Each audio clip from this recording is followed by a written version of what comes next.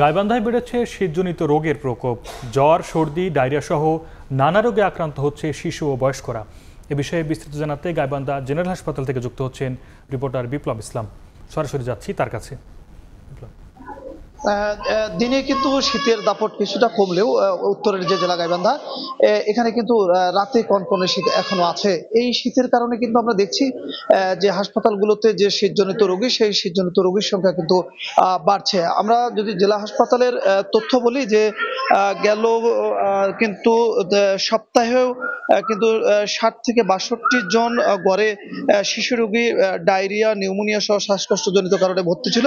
শুধু ডায়রিয়া ইউনিটেই কিন্তু 50-এর ঊর্ধ্বে রোগী ভর্তি ছিল। যদিও গতকাল থেকে কিছুটা এই রোগী কমছে বলে কিন্তু হাসপাতাল সূত্র বলছে। আজকে আমরা দেখেছি যে সকালে কিন্তু ৫১ জন শিশু ডায়রিয়া রোগে আক্রান্ত হয়ে কিন্তু সদর হাসপাতালে ভর্তি হয়েছে। হাসপাতাল কর্তৃপক্ষ যেটি বলছে যে গেল সপ্তাহে কিন্তু ৬০, ৬৫, ৭০ জন পর্যন্ত শুধু ডায়রিয়া শিশু রোগী এখানে ভর্তি ছিল। যেখানে সদর হাসপাতালের কিন্তু ডায়রিয়া রোগীর যে ওয়ার্ড, সেই ওয়ার্ডে কিন্তু ২০ জনের শুধু ধারণ ক্ষমতা ছিল।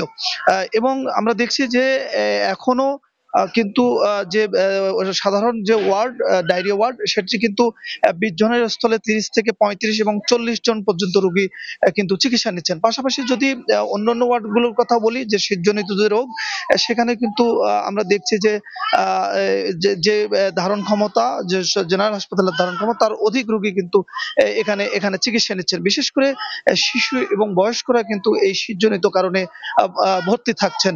আমরা দেখছি যে হাসপাতালের কিন্তু বেড, সিঁড়ির নিচেও কিন্তু রোগীরা চিকিৎসা নিচ্ছেন। উপজেলা স্বাস্থ্য কমপ্লেক্স গুলো যে আছে, সেই স্বাস্থ্য কমপ্লেক্স গুলোরও কিন্তু একই অবস্থা বলে কিন্তু হাসপাতাল সূত্র বলছে। আমরা দেখছি যে শীতজনিত যে রোগ, এই রোগটি কিন্তু বিশেষ করে শিশু এবং বয়স্করা বেশি আক্রান্ত হচ্ছে। চিকিৎসকরা বলছেন যে শীতজনিত কারণে রোটা ভাইরাসের আক্রমণ হয়ে থাকে। এই রোটা ভাইরাসের কারণে কিন্তু ডায়রিয়া রোগী সবচেয়ে বেশি আক্রান্ত হচ্ছে। চিকিৎসকরা তো বলছেন যে শিশুদের পরিষ্কার পরিচ্ছন্ন থাকা এবং তাদেরকে শীত থেকে যাতে দূরে রাখা যায়, সেজন্য কিন্তু অভিভাবকদের পরামর্শ দিচ্ছেন। পাশাপাশি বেশি আক্রান্ত হলে কিন্তু হাসপাতালে আসার পরামর্শ দিচ্ছেন। এই ছিল গাইবান্ধা জেনারেল হাসপাতাল থেকে শীতজনিত রোগের সর্বশেষ খবর।